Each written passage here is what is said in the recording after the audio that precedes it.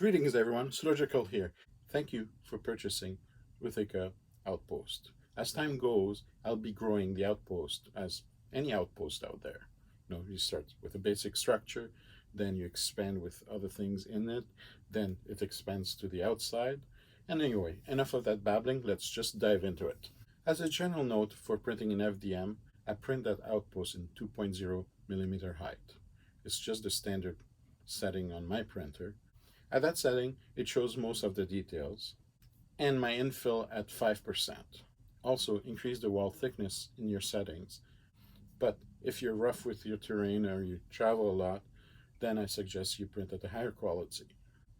I generally aim for using as little as support as possible, but in this set, there are two pieces that require support. One of them is a piece of wall that requires support for the gun mount, and the other one is the LQP. And don't forget keeping an eye open for the video on how I will be painting this terrain set. So now, with Oothicca Outpost, there's going to be a whole bunch of different parts. Oothicca Outpost is designed to be played, like I mentioned in the intro video, with 28mm, 32mm, and 45mm scale. Here's an example. This is a 45mm scale from Star Wars Shatterpoint. This is 32mm scale from Star Wars Legion, and this is 28mm scale. So these are all the items from the barracks, including the clips, and I'm going to explain how this works. So if you want to play with 28mm scale, this is the floor that you use. See, it's really thin. It goes in the bottom. You have a flooring for your barrack. If you want to play with 32mm, it's slightly thick. Well, it's thicker, and it just raises the floor where your miniature are on, so they can fit in the building. And this is the 45mm scale. You see how the difference are. All my terrain is going to be based with that scaling system. Obviously, the bases are going to be different for different building and different shapes, but the principle is the same with everything. Now I'm going to just put these aside. I have the roof for it. This doesn't have a really meaningful reason for it. It's just a design choice. For example, the way it works is the barrack is modular, and it's more like a pod. That's why I call it living quarter pod, LQP. This is the LQP. It's for two soldiers inside. It has the heads where they go to the bathroom and where they clean up and everything. It's basically like a Sonic thing. They go in there, they sit down, and they get cleaned. They come out and they're happy to go about their days. There's two beds. There's their personal lockers. There's their feeding station. So there's a little liquid goop that comes from there, and they press the button and they decide what is it exactly they want. Now I printed this with a little bit of support. My printer, I don't need support for things like this, but I printed it anyway. But I would need the support for those two little corners. So I'm using now 3 support, and save them, because in future video I will have I'll be using those tree support for different type of vegetations and some funky thing that happens on Oothicca planet. You can just snap off like that by hand, or use the tool of the trade. Some of it comes off easily, and some you just need to snap it out just like that. And the beautiful thing about the tree support is they're relatively easy to snap up, and the cleaning is very minimal. Here I marked the other supports that I have.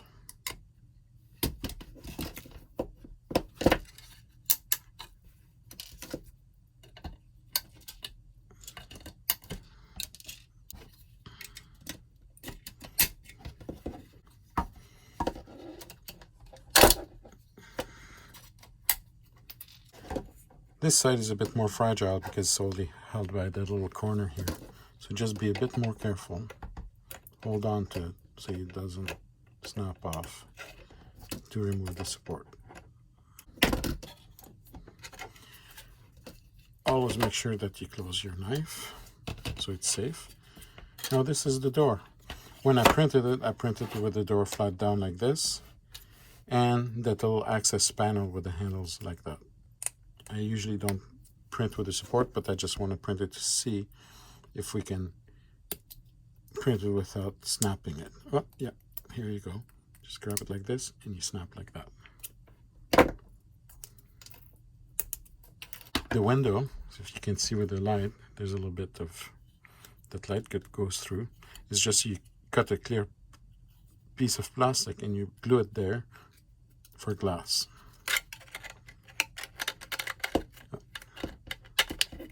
Put it in an angle like that, it will slide in easy. So now we have a sliding door.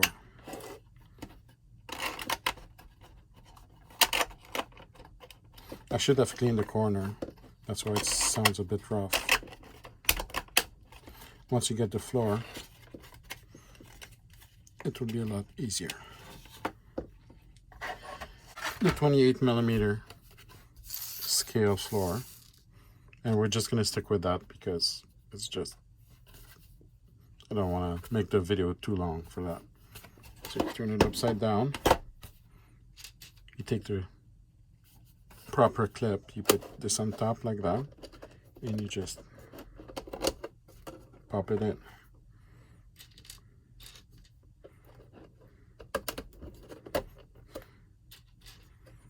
If you notice, these are the regular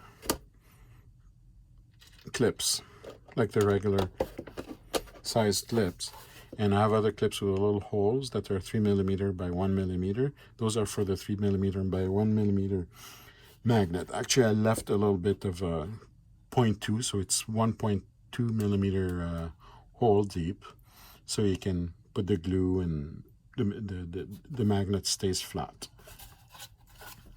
Now you have flat terrain. Oops.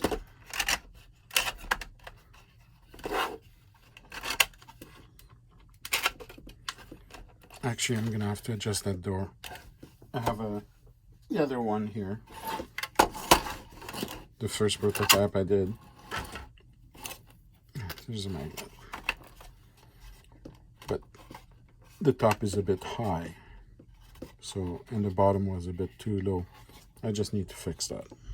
It will be fixed on the website when you download it. Like you can see, this one doesn't have extra stuff inside. I just want to make sure that it worked by principle.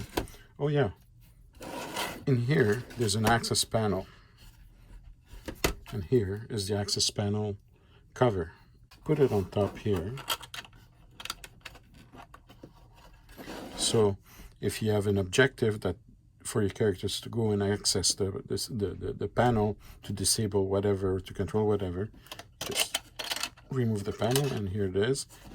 Now for the roof part, same thing. You just, for the roof part, it's just the regular clips. You put 4 of them. These are the standard clips that all the terrain in general connects with.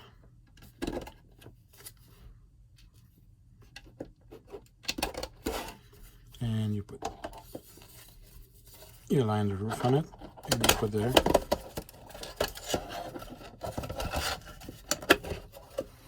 There you go. Now it's sealed. Now it's sealed. You can have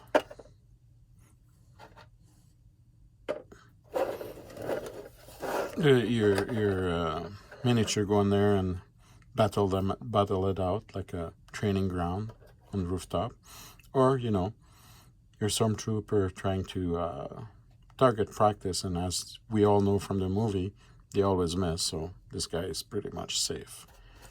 Now you want to have a second level. You can put these on top of each other. So you take the next one, and you have another LQP, and For this, it's not a full clip. And framework will answer a whole bunch of questions about how the clips work and why there's so many different ones, and why some are longer and some are shorter. So you put this one there, this one there, this one there, and the other short one here. On this top is the full size, like the standard that's being used here. And you can put, obviously with flooring, you put the appropriate one, and you put it on top of it like this. Or you can rotate it to the other side, so the door will face this way. Now the idea also of those LQPs is that when a dropship comes, the soldiers are inside the LQP and the land, and in those pods they attach to the spaceship, and the passenger or the people living in the LQPs can go inside of the ship, have access to the ship. So you have your ship and LQPs attached to it, and once they come to be dropped off, the LQP get detached and it becomes a land building. And if they need to remove these because they don't need the military presence anymore, they just take it from the ground, clip it to the main transport ship, and then there they go to their next mission. Now we're done with the LQP. Let's move on to the walls. Well, actually, before moving on to the walls, we'll go to the containers. I'll put this away. There we go. Large shipping containers. So basically, I'll put it to scale with one of the 28 millimeter, as you can see. In the future, I'm planning to have like modules that goes inside here. Either it's going to be quick release for characters to be in there, like drop pods, or container for supplies or anything else. Now the container comes that way. You print it accordingly, standing up and with support on the corners, and that's pretty much for support. The beautiful part about this is that they can stack up. There you go. They can stack up, so it looks more secure or more coherent on the ground. Or you can have them. Now they come with doors. You have two doors for each side, and you can connect them. And depending on how you stack these, you can, for example, have them side by side like that. You can have another one on the top like that. So they're all stackable, and you can have a whole array of them like that. Now if you want to have a longer container, there's in the file there's this container extender. You just pressure clip it here, pressure clip on the other side like that, and now you have double container shipping containers connected together.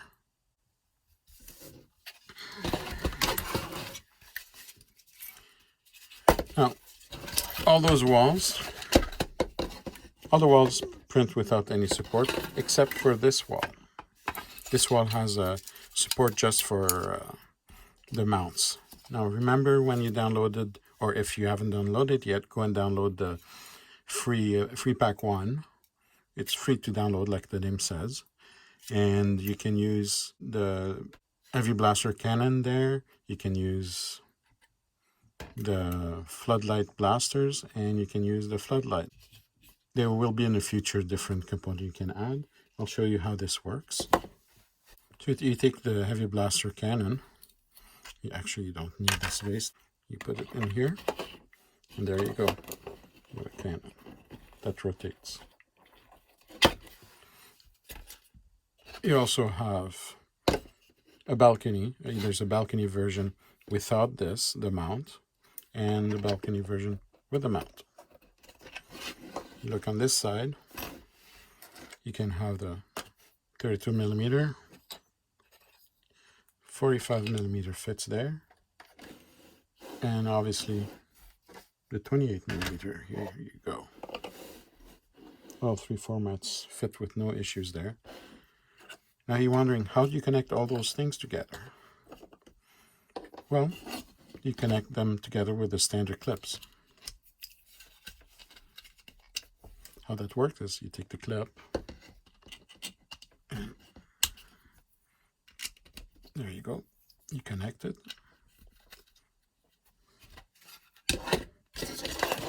and then you connect it. Oh, there's the clip from before here. There you go.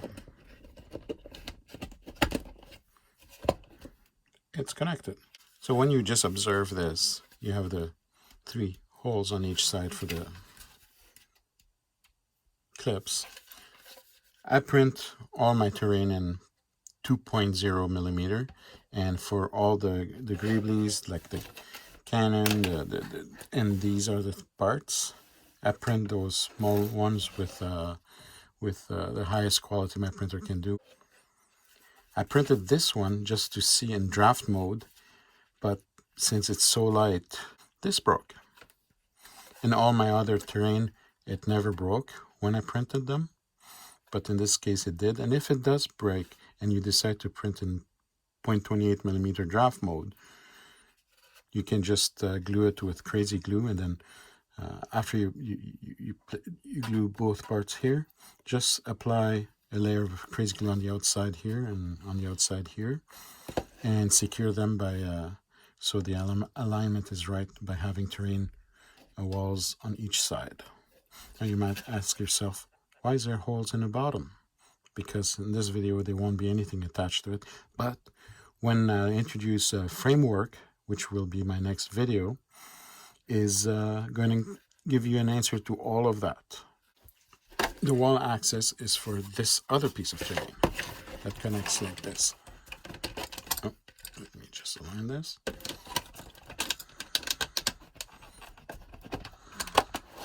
And connect. It's a big piece. On my printer, I have a CR10 V2. I can print this in one piece, but I prepared it for you guys to be able to print it in separate little section. So it's printed in 4 sections. It's going to be part 1, part 2, part 3, part 4, or part 1, part 2, part 3, or part 4. I can't remember exactly. And they just click together with the same standard click. And if you're not being aligned properly, it will come apart like that. That's okay. That's a perfect example. See, there's no big deal here. You can just carefully assemble it. But breaking apart shows you also how to assemble it. There you go. Done quick and easy. There's no functioning door in this one. 28 the 45 millimeter character can go through, but the base doesn't. But the height scale is fine. And for the other two, well, there's just a larger door. Droid can fit in there. And there's a set of stairs you can put to go up here. I would glue it personally, but there's also a base. You can connect it. Oh, one more thing. The next release for this terrain is a spaceport. Yes, Oothicca Outpost is growing, and it needs now a spaceport. Oh, one more thing. I will be releasing something called Framework. Framework is laying down the foundation, making tabletop gaming more accessible for people with disability like myself, to be able to sustain gaming for a longer period of time, and at the same time, expand the gaming table surface. I will be releasing it on my next video. But more details will come when the video comes out and when I will release those files. Until then, thank you so very much for taking the time of watching this video and considering my terrain for purchasing. Until then, Slurgical out.